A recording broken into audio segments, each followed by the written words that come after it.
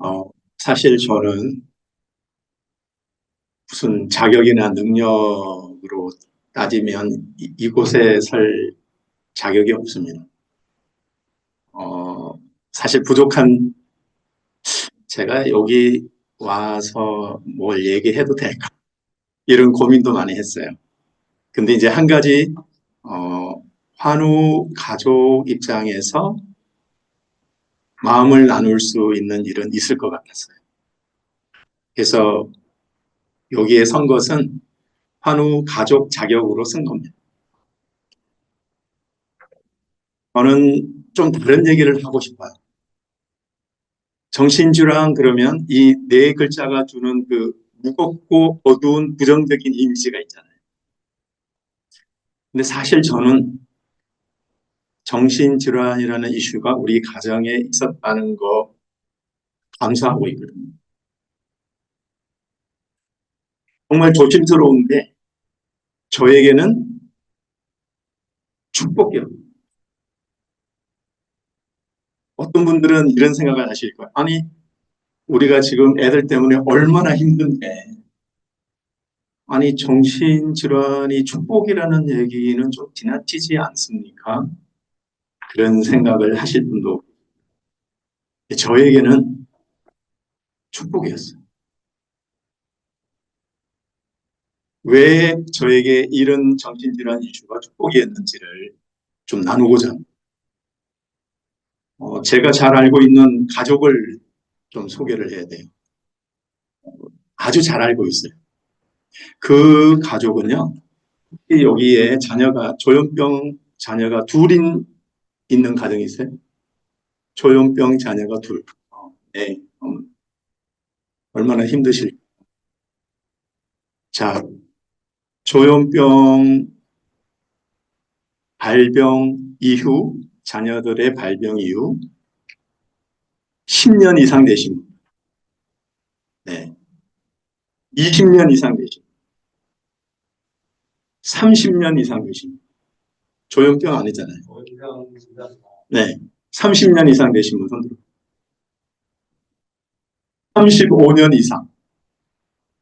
없네요. 제가 알고 있는 가정은 지금 35년 이상 됐어요. 그 집에 딸이 셋 있어요. 첫째 딸이 조현병환으로 28년을 살다가 암으로 떠났어요. 몇 년 전에.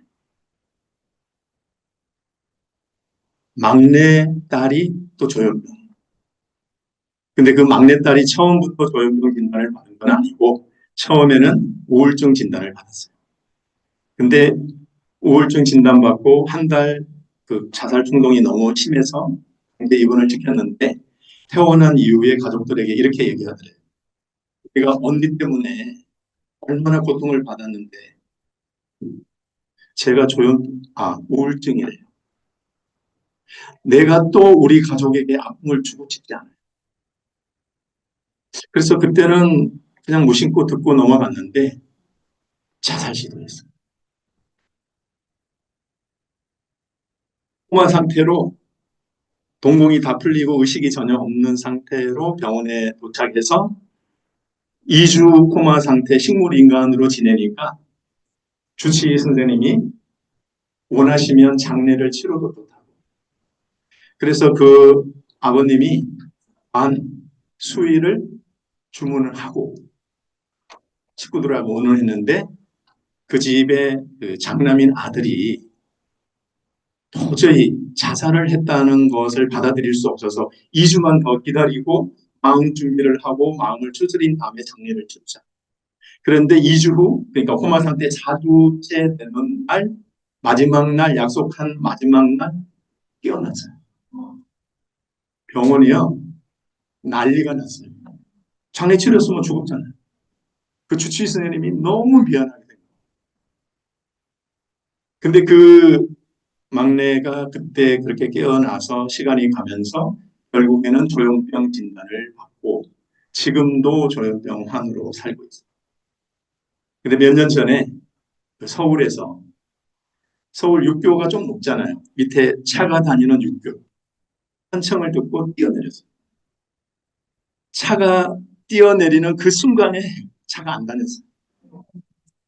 멀리서 택시 기사님이 저건 뭐지 사람인데 이러고 있는데 뛰어내리더래요.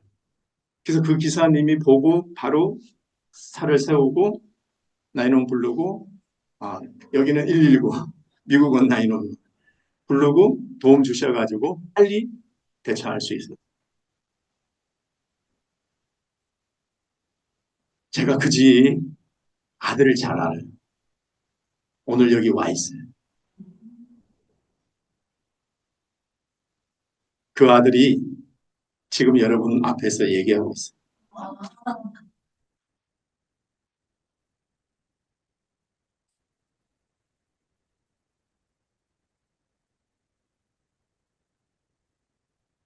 슬픈 얘기를 하는데 왜 박수를 치시죠? 네, 저희 가족 얘기. 근데 저는 이런 생각을 해봐요. 정신질환 다시 보기. 제목을 이렇게 정했는데 정신질환이 우리 가정에 이렇게 동생이 둘이나 아프잖아요. 제 동생이 28년 가까이 환우로 살다가 암으로 떠났을 때 이제 다 우리 가정의 아픔은 끝나는 줄 알았어요. 근데 안 끝나잖아요. 왜 우리 가정은 이렇게 아플까? 저희 어머니가요. 우리가 그 병에 대해 오해가 있어가지고 10년간 병원을 안 갔어요. 가장 전형적인 그 질병에 대한 편견과 오해. 저희 가정 이슈였어요. 우리는 영적인 문제인 줄 알았어요.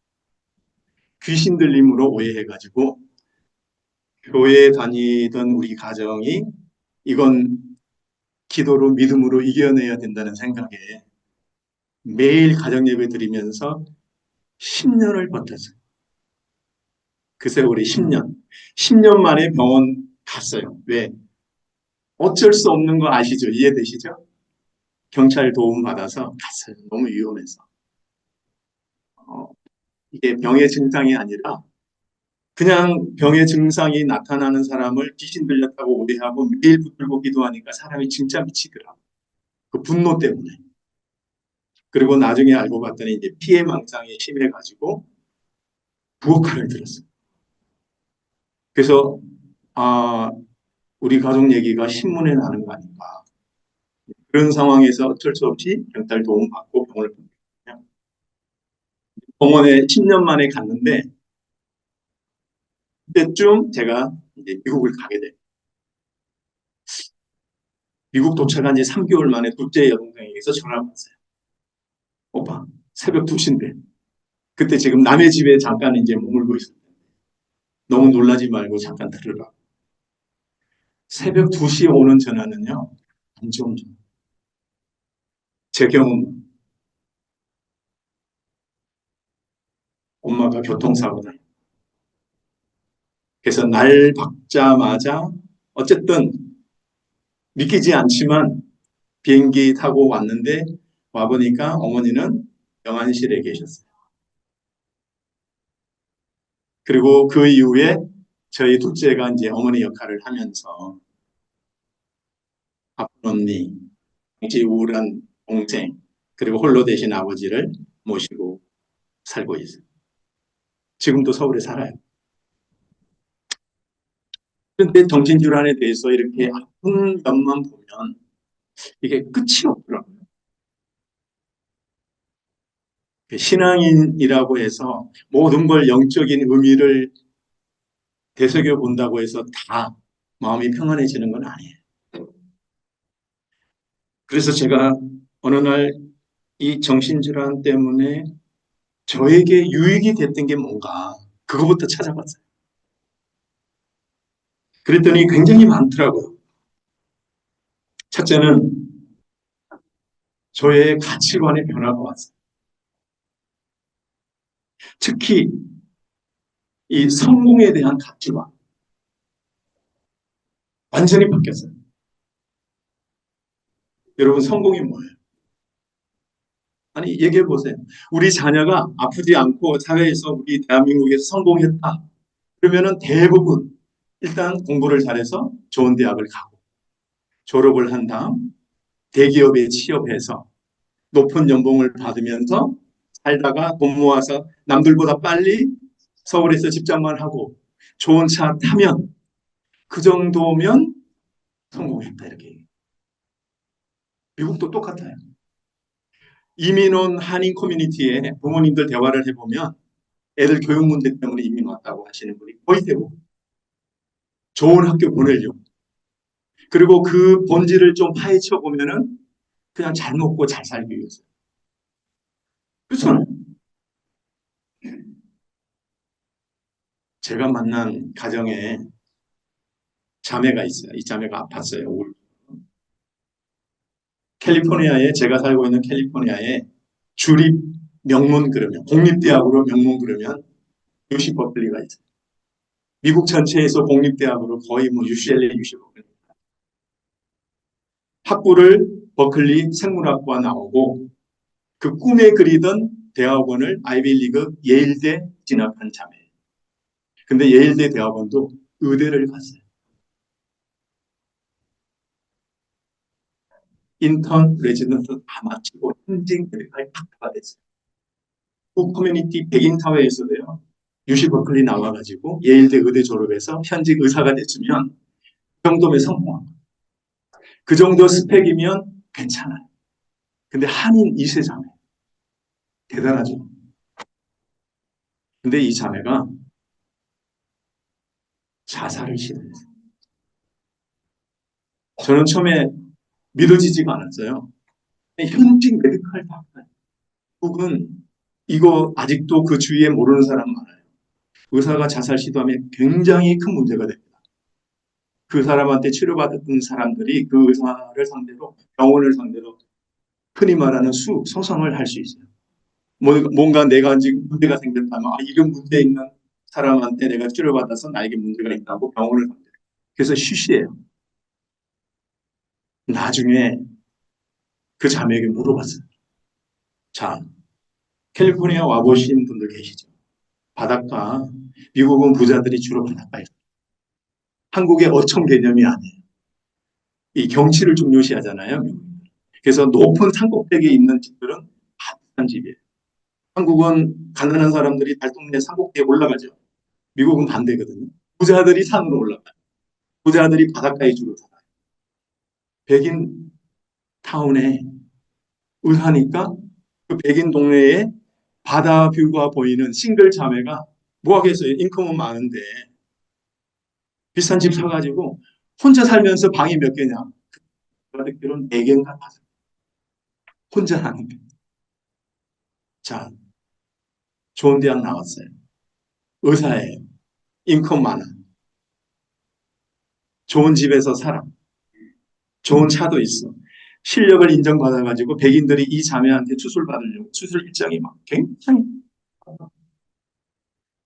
명예도 있어요. 근데 왜 죽으려고? 제가 물어봤어요. 왜 그랬냐?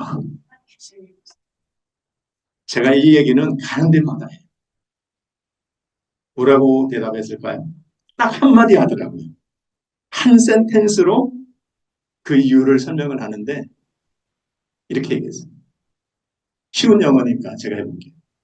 중학교 1학년 영어. I am not happy.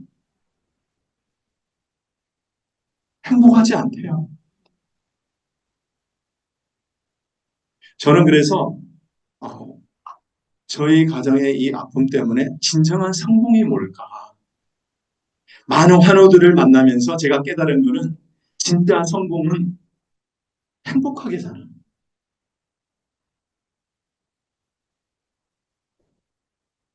행복하지 않으면 좋은 대학 나와도 좋은 직장에 들어가도 돈이 많아도 사회적으로 명예와 지위가 있어도 그 성공 아니에요. 저는 정신질환 때문에 이 성공에 대한 가치관이 바뀌었어요. 두 번째 제가 정신질환 때문에 받은 유익은 이걸 배운 거예요. 겸손. 왜냐하면요.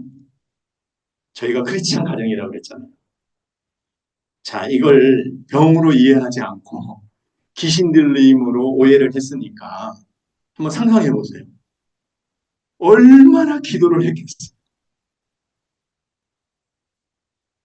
제가 그때 당시 저희 동생 이슈 때문에 장남으로서 여동생 때문에 힘들어하는 부모님 보니까 눈물 나고 또 증상도 심하지 감당할 수가 없고 집에서 누워서 잠을 잘 수가 없는 거예요. 왜냐하면 불안하기도 하고 동생 증상이 뛰쳐나가기도 하고 그 추운 겨울날 서울 영하 10도 밤 15도 이럴 때 맨발로 뛰쳐나가요. 잠옷바람으로. 그럼 뭐 제어를 못해요? 새벽 6시쯤 경찰에서 전화가 와요. 혹시 이분이 가족입니까? 이 추운 겨울날 신발 양말도 없이 맨발로 돌아다니다가 순찰차에 발견됩니다. 우리가 데리고 있으니까 양말 신발 가지고 오세요.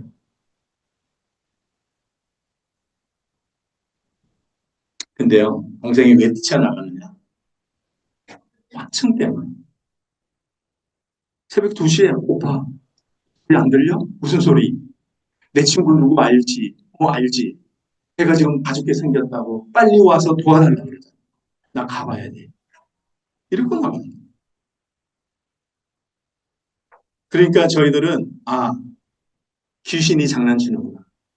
그때 당시는요. 이 정신분열병이라는 옛날 이름은 저도 들어봤죠. 증상은 몰랐어요. 무지한 거예요.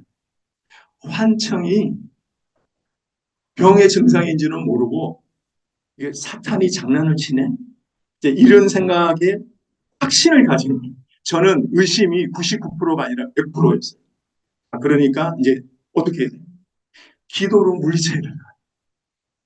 그래서 교회 가서 밤새도록 기도하는 거예요. 밤새도록. 그때 당시 밤새도록 제가 기도한다는 얘기는 교회 텅빈 교회 본당에 가서 9시부터 새벽 6시까지 기도하는 거예요. 부르짖고 기도하는 거예요. 힘이 없을 때까지. 근데 1년을 하고 2년을 하고 집에서 가정 예배를 드리고 나중에는 금식을 하고 아무리 해도 안 되잖아요. 어느 날 깨달음이 딱 오는 거예요. 아, 인간이 이렇게 무능한 존재예요. 아무리 노력을 하고 최선을 다해도 내 힘으로 할 수 없는 게 정말 있네. 저는 그렇게 목숨을 걸고 기도하면 하나님 응답하실 줄 알아요. 왜? 그 문제 빼고는 다 응답해 주셨거든요. 그래서 깨달아지는 게 어느 날, 나는 정말 아무것도 아닌 존재구나. 정말 겸손을 배웠어요. 희한하게도요, 미국에서 제가 만나는 우리 환우들, 회복이 빠른 환우들은 공통된 고백을 해요. 무슨 고백을 하느냐? 소장님, 제가 조현병 얻고 나서부터요, 좀 좋아지니까, 아, 내가 좀 교만하게 살았다는 것이 깨달아지네요. 그거를 깨닫고 겸손을 배웠다라고 고백하는 환우들은 이상하게 회복이 빨라요. 똑같이 약 먹고 똑같은데 그런 형제나 자매들은요, 지금 다 직장 생활 다 하고 몇 년 만에. 정신주라는 저에게 그 누구도 깨닫게 해주지 못한 이 겸손을 뼛속같이 뼛속에 새겨질 만큼 철저하게 이걸 배우게 해줬어요. 그래서 저에게는 이게 축복인 거죠. 그 다음 세 번째, 약자에 대한 사랑이 생겼어요. 예전에는 마음으로 동정은 하지만 제가 말하는 그 이 약자에 대한 사랑은요. 다른 말로 말하면 고난 당하는 자에 대한 특별한 마음. 근데 이거는 그냥 생기는 게 아니더라. 이 고난 당하는 자에 대한 특별한 마음이 어느 날 그냥 생기는 게 아니고 저 같은 경우는 이걸 통해서 왔어요.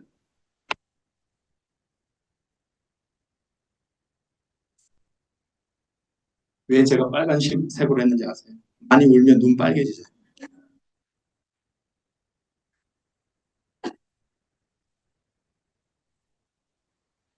눈물 속에서 약자, 아픔을 겪고 있는 사람에 대한 예전에 없던 특별한 마음이 생기기 시작합니다.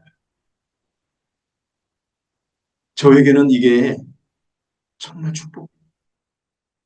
참 희한하게도 우리 미국에 있는 환우 부모님, 어머니가 이런 고백을 해요.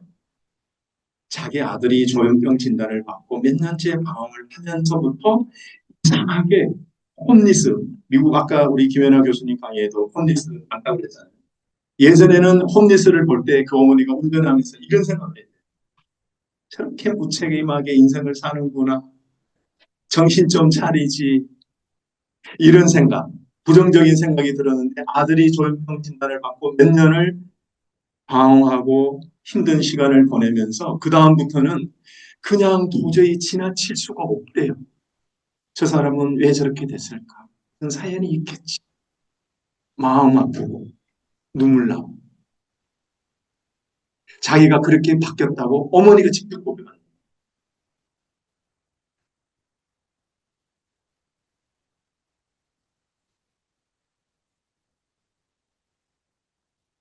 참 이상하게도요. 우리는 눈물 그러면 뭐 힘들고 슬플 때 많이 흘리잖아요.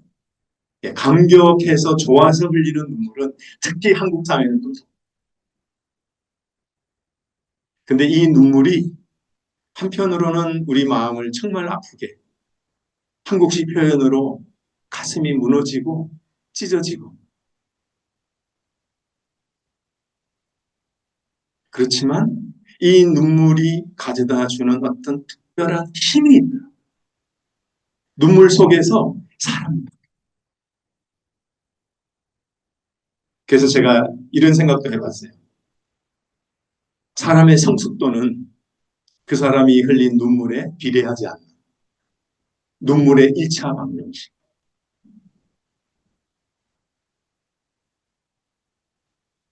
저에게 정신주라는 눈물 속에서 약자에 대한 특별한 마음을 갖게 해준 축복이 됐습니다. 그 다음 정신질환 때문에 언어 습관이 바뀌었어요. 우리 부모님들 교육 받으시잖아요. 가족 교육. 저희들이 미국에서 쓰고 있는 그 교재도 한국 교재인데 우리가 허락을 받고 미국 부모님들에게 교육할 때 사용하는 그 여기 가족 패밀리 링크 있잖아요. 그 교재. 그걸 카페에서 쓰거든요. 거기에 보면 대화법 나오죠. 가장 핵심적인 거. 아이 메시지. 그죠? 배우셨죠? 희한하게도요. 미국의 한인 2세들이 한인 1세 부모님하고 같이 살잖아요. 저를 만나러 와가지고 상담하면서 엄마 아빠한테 상처받은 얘기들, 표현들 그걸 제가 대표적으로 12가지만 추려봤어요.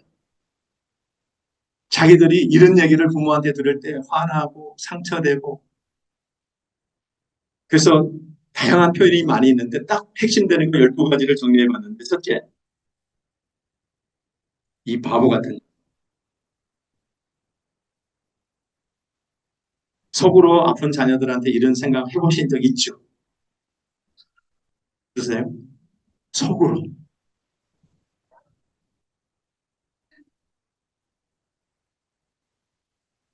저는 했어요. 동생이 바보같이 느껴요. 아니 왜 꼭 그렇게 인생을 살려고? 왜냐하면 우리 환우들 특징이 뭐예요? 너무 순수해. 너무 착해. 그래서 세상에서는 바보라고. 제가 믿는 하나님이 볼 때는 우리 보고 이렇게 살라고 지금 메시지 보내는 거예요. 당사자들 보면서 이렇게 살아야 되는데 우리가 못 사는 거잖아요. 사실은. 제가 그 혹시 아시죠? 촛불 대전교 교수님. 그분이 무슨 얘기하는지 모르던 시절에 제가 우리 부모님 모임에서 이런 말을 한 적이 있어요. 당사자들은 제가 깨달은 거예요. 근데 똑같은 거를 배성규 교수님이 같은 표현을 하시더라고요.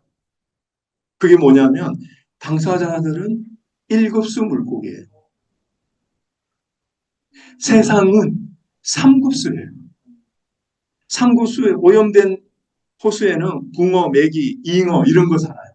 근데 설악산 꼴짝이 깨끗한 물에서 사는 1급수 물고기 3급수에 넣으면 죽어요. 당사자들은 악한 세상에 적응이 안 되는 사람들이에요. 살 수가 없어요. 그래서 스트레스를 더 많이 받아요. 그런데 그런 사람을 향해 세상이 바보라고 그래요. 근데 부모님들이 화난다고 아픈 자녀들에게 똑같이 바보. 이건 하시면 안 돼. 두 번째, 우리 청년들이 많이 들은 얘기. 아이고, 이 답답하고 한심한. 솔직히 답답하고 한심한 적 많죠. 아닌 척 하시지만,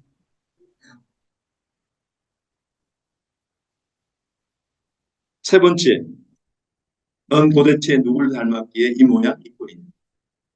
그렇게 얘기하는 엄마 닮은 거예요. 그렇게 얘기하는 아빠 닮았죠. 누굴 닮아요? 네 번째, 네가 하는 게 다 그렇지. 이런 말을 너무 쉽게 해요. 네가 하는 게 다 그렇지. 네 그릇은 원래 그거밖에 안 돼. 와,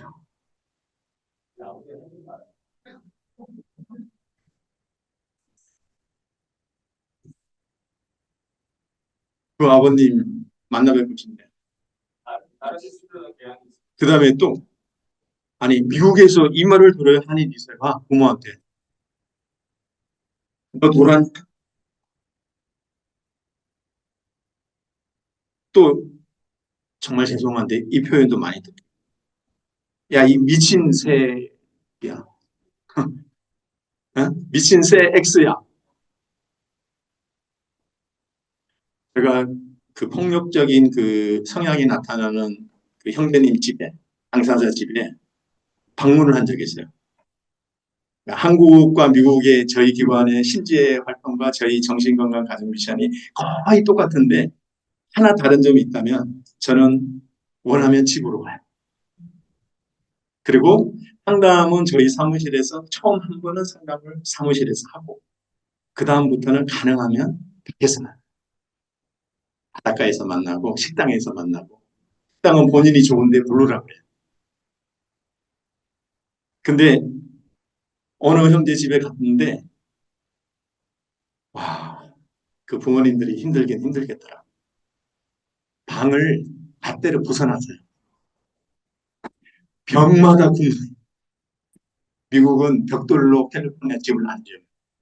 나무로 지어요. 그리고 벽을 얇은 드라이월이라고 이렇게 초등학생도 쾅 치면 푹 들어가는 거. 벽마다 구멍이다. 나중에는 이제 방에서 나와서 거실을 때려 부숴요. 집이 꽤 이층 집이고 큰 집이었거든요. 대문이 그 현관문, 메인문, 한국처럼 이렇게 대문이 있고 현관문이 있는 게 아니라 그 미국 집은 보통 현관문이 없거든요. 그리고 그냥 문이에요. 아, 대문이 없어요. 현관문 바로 여는데 나무문 굉장히 큰 문인데 삐그덕하면서 문이 열리죠. 알고 봤더니 그걸 발로 차고 화풀이 하느라고 다 때려 부순 거예요. 그래서 나무 문짝이 삐그덕하는 소리가 나요. 근데 놀라운 거는 키친 쪽에 달력이 걸려 있어요. 달력. 그 집에. 달력에 이렇게 뭐 표시가 돼 있는 거예요. 딱 봤더니 어? 아들 이름 앞에다 적고 누구? 미친 집 이렇게 적어놨어. 그리고 자세히 봤더니 아들 이름 적어놓고 누구? 지랄.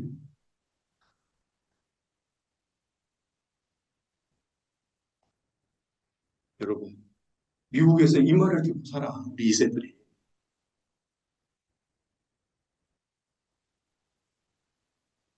자기 아들이 난동 부릴 때마다 미친 집 그리고 지랄 이렇게 적어. 자, 그러면 그 아버님이, 어머니가 아니라 아버님이 적었는데 아들을 대하는 자세가 어떻게 하는 거예요? 짐작되시죠? 우리 아들이 하는 행동을 미친 짓이라고 생각해요. 말 한다고 해요. 다른 환우가 저한테 이런 얘기 했어요. 걔도 한인 2세예요. 어느 날, 소장님, 지랄이 뭐예요? 제가 너무 당황해가지고 그 어머니를 제가 잘 아는데 그 엄마가 이 말을 했다는 거예요. 그래서 나도 모르게 그냥 응급 상황이잖아요.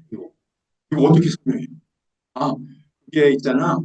아, 지극히 심한 반란.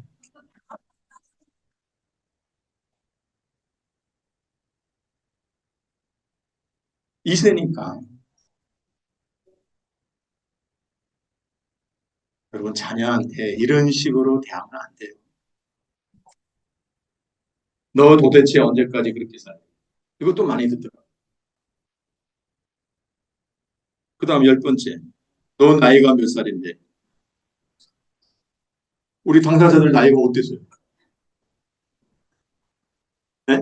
교회인가 가사도 있잖아요. 나이가 어땠어요? 아직도 정신 못 차려. 그런데 이게 있어요. 한 가지 아셔야 돼요. 이미 교육 받으셔서 아셨을 거예요. 20대에 발병해서 그 환우가 지금 40이다. 계속 투병 생활을 하고 업앤다운이 있고 20년 투병을 했다면 그 환우는 20대 정서에 머물러 있을 가능성이 매우 높아요. 왜? 병 때문에 정서적으로 성숙할 시간이 없었어요.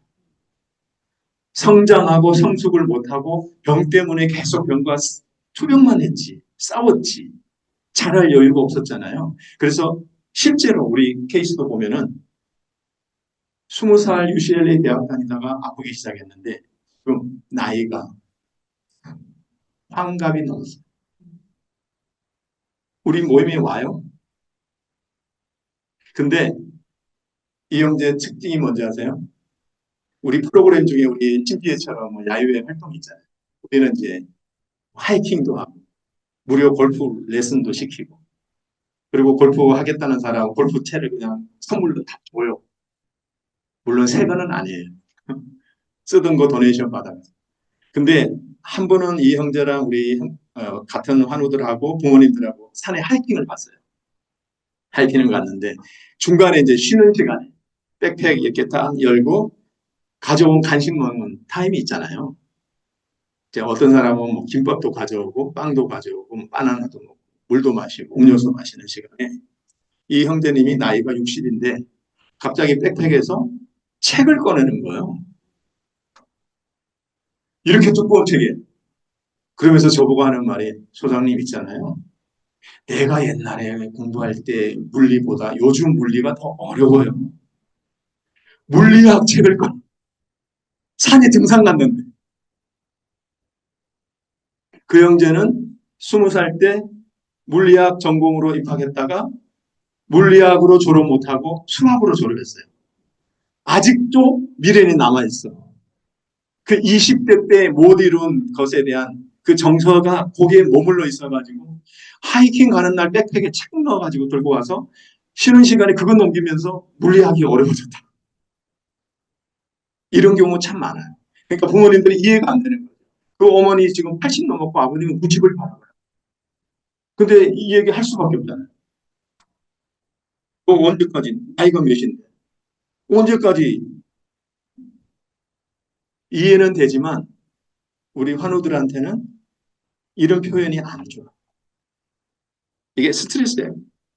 너 언제 사람 무시할래? 똑같은 표현은 다르지만. 마지막으로 12번째 많이 하는 거. 너 그럴 바에는 차라리 나가줘. 근데요. 미국은 한인 2세들한테 이 죽음이라는 표현은 굉장히 예민한 표현이에요. 이 말 듣고 무슨 일이 벌어졌는지 아세요?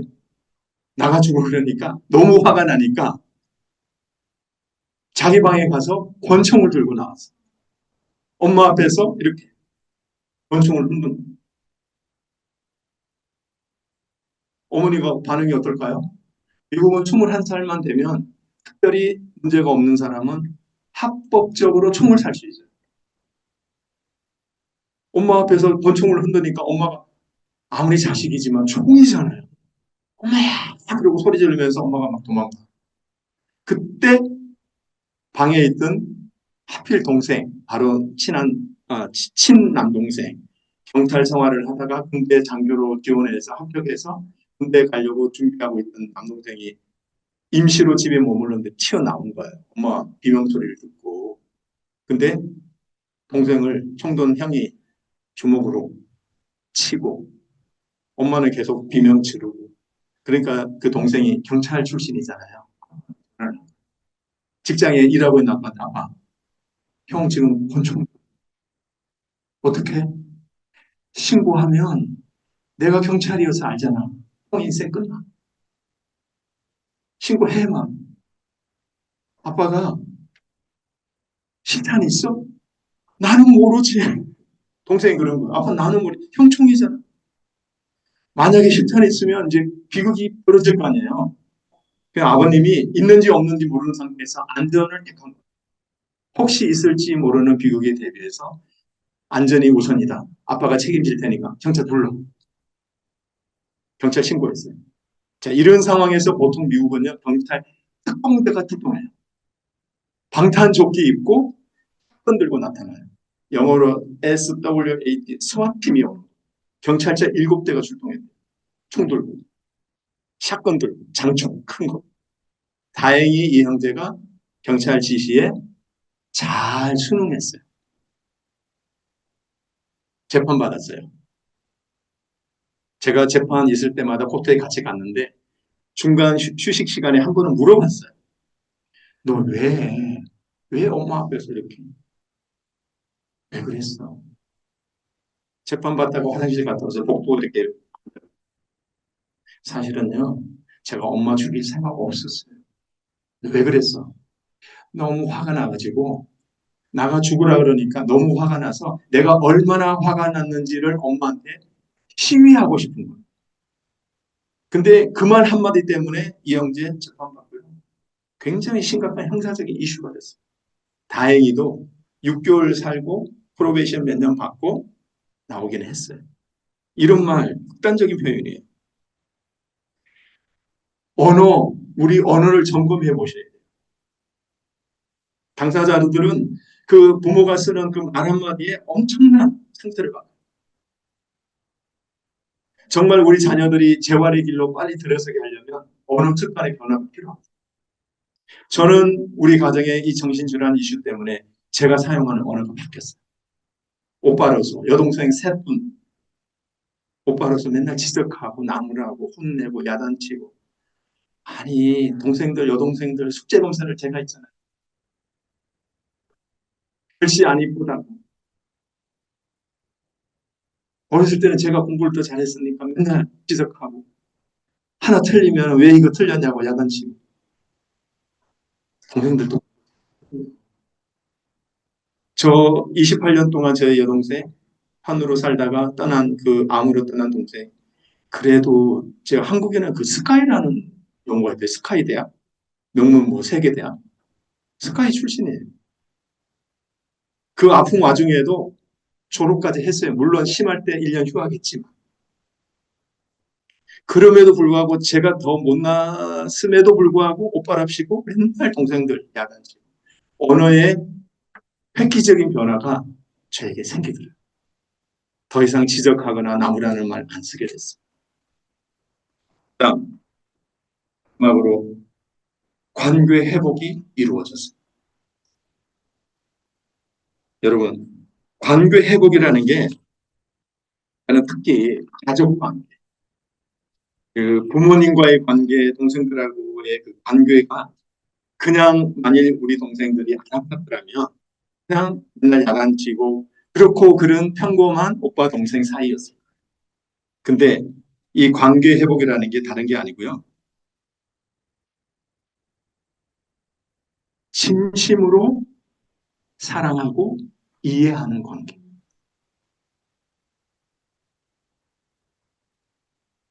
진심으로 배려하고 존중해 주는 마음이 생겼어요.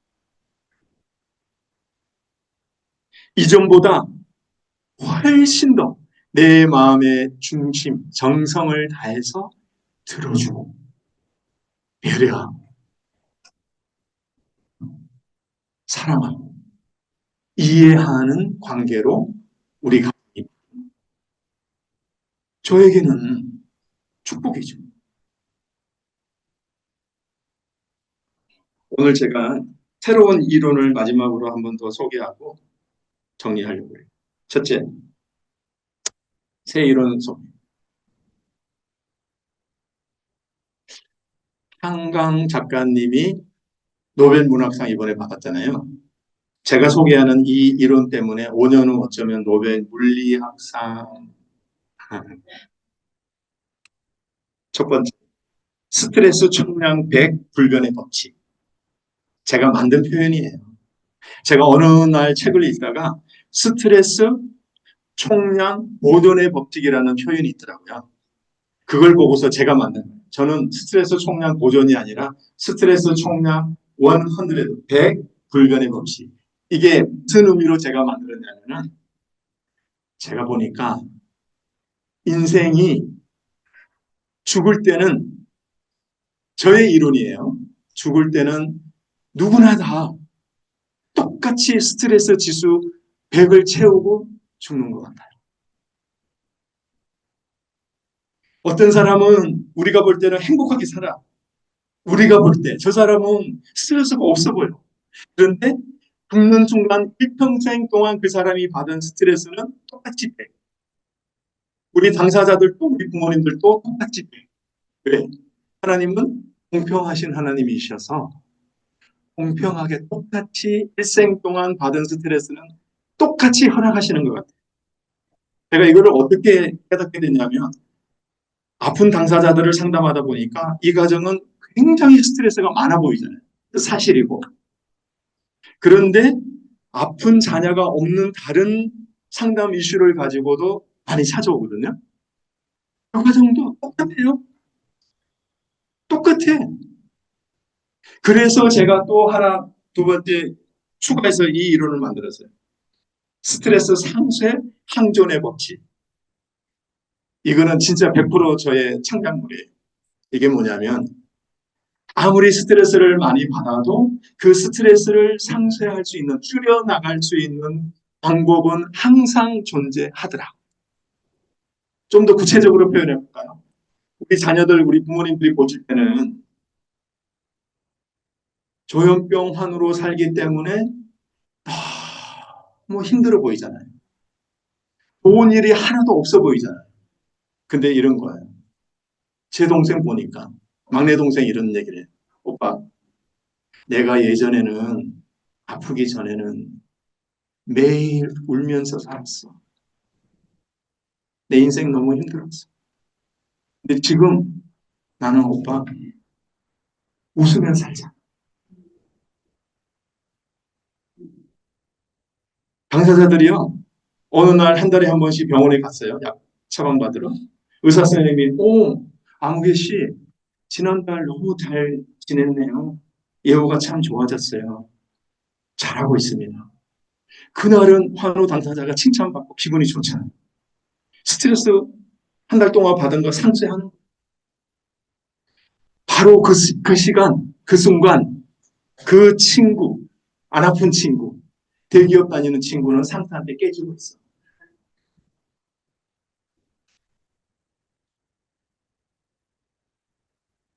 스트레스가 아무리 많아도 그 스트레스를 줄여나갈 수 있는 방법은 항상 존재해. 이런 거 있잖아요. 약 먹고 부작용에 막 시달려, 우리 스트레스 엄청 많아. 그러다가 어느 날, 엄마, 나 부작용 많이 좋아졌어. 와, 다행이다. 감사하다. 그렇잖아요. 환우의 삶에도 순간순간 감격이 있고, 감동이 있고, 감사가 있고, 웃음이 있어요.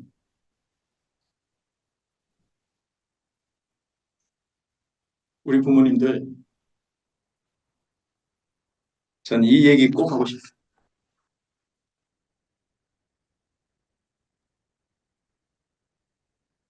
애들이 한편으로는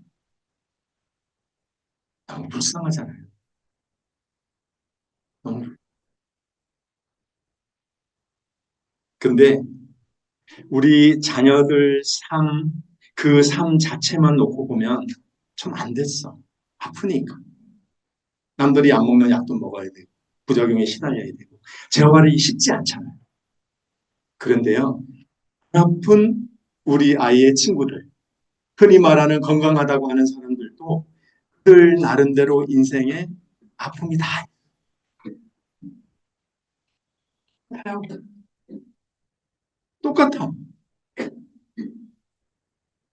제가 많이 듣는 얘기 미국에서 이런 거. 소장님, 우리 애 아파가지고 지금 취업을 못하고 있대. 그럼 한국식으로 적용해 볼까요? 아픈 당사자들 취업 쉽지 않죠? 자, 그러면 안 아픈 사람 취업 잘 돼요? 대학 졸업하고 취업 못하고 너무 많잖아. 한국 구조가 그래요. 똑같아요. 제가 많이 듣는 말, 우리 애는 언제 좋아져가지고 결혼할 거야.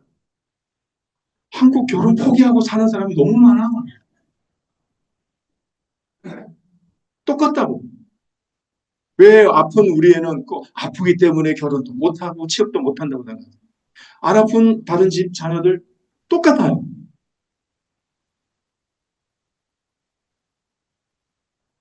죽을 때는 똑같이 스트레스 받고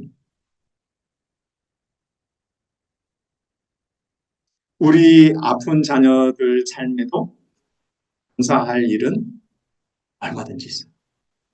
행복하게 살 수 있는 길이 있어요. 그거를 좀 받아주셔야 해요. 이런 삶도 괜찮다. 그럴 수 있다. 저는 솔직히 저 막내 여동생 언니는 떠났고 큰언니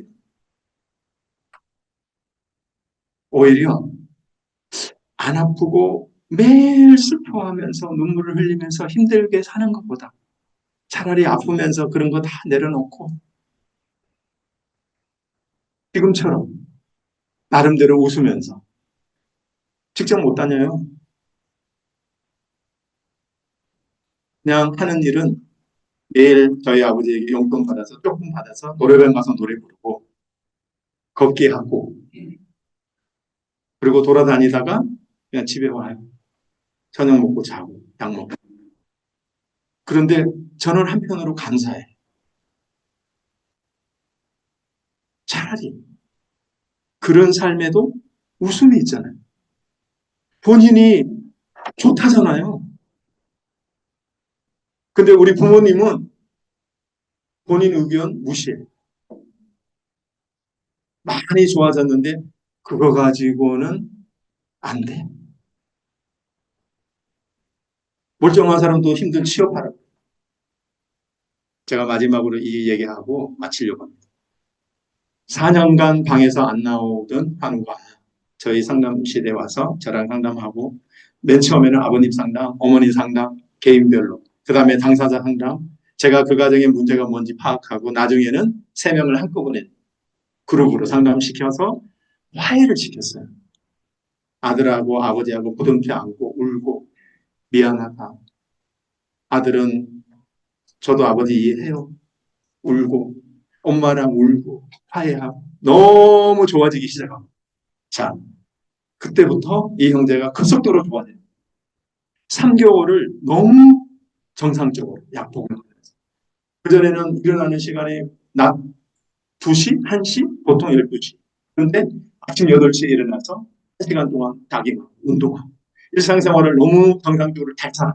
그러니까 어머니가 너 이렇게 멀쩡한데 왜 취업 안 해? 왜 독립 안 해? 매일 그걸로 애를 그냥 힘들게. 전화가 왔어요, 저한테. 그 당사자 청년에게서. 소장님, 난 너무 힘들어요. 엄마가 매일 하고. 그래서 제가 어머니한테 전화했어요. 에이, 좀 기다려주세요. 4년을 자기 방에서 안 나왔잖아요. 이제 3개월 정상적으로 생활하는데 조금만 더 기다려주세요. 아들도 취업하려고 알아보고 있어요. 생각 다 하고 있어요. 그러니까 어머니가 이렇게 얘기하죠. 저에게는 굉장히 좀 슬픈 표현이에요. 소장님은 소장님 자식이 아니니까 그렇게 얘기할 수 있어요. 사실 굉장히 어떻게 보면 좀 상처가 되는 거죠. 그래서 제가 어머니, 제가 제 자식이 아니라고 그러는 건 아닙니다. 정말로. 많은 청년들을 제가 만나봤는데 어머니 지금은 기다려 주셔야 하는 타이밍. 몇 개월만 좀 기다려 보세요. 뭔가 변화가 있을 거예요. 근데 어머니 못 받아들여. 소장님 일 아니니까 그런 식으로 얘기해요. 그리고 전화 끊으시더라고요. 어느 날 이 아들이 또 아침부터 배판 싸웠어요. 아버지가 출근해야 되는데 싸우고 있으니까 도저히 아침부터 이게 뭐야 집안이. 그러고 그냥 출근하셨어요. 그날 일이 조금 빨리 끝나서 와봤더니 아들이 제가 이 사역하면서 제일 힘든 게 이런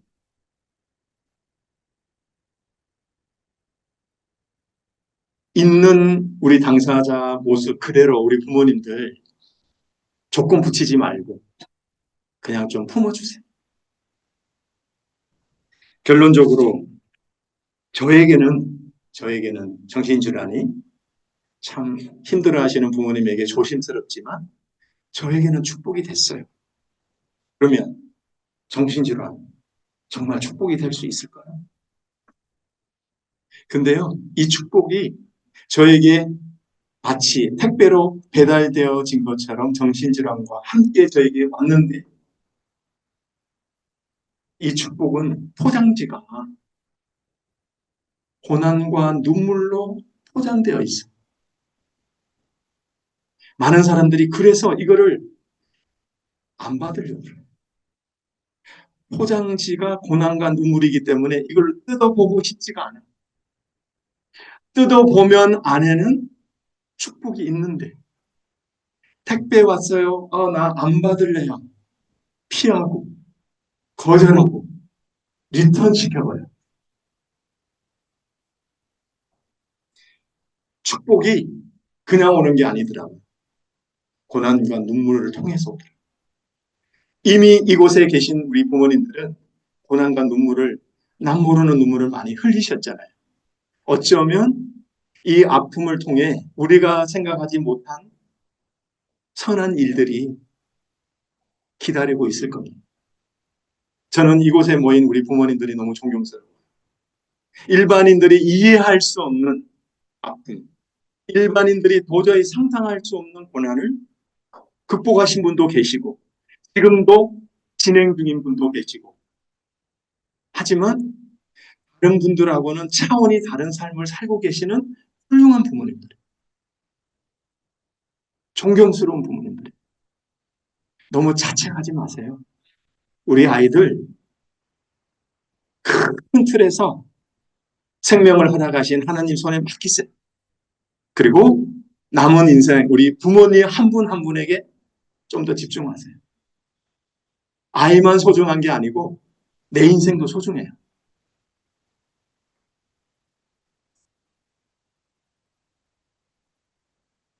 정신질환 축복이 될 수 있을까요? 여러분은 어떻게 생각하십니까? 경청해 주셔서 감사합니다.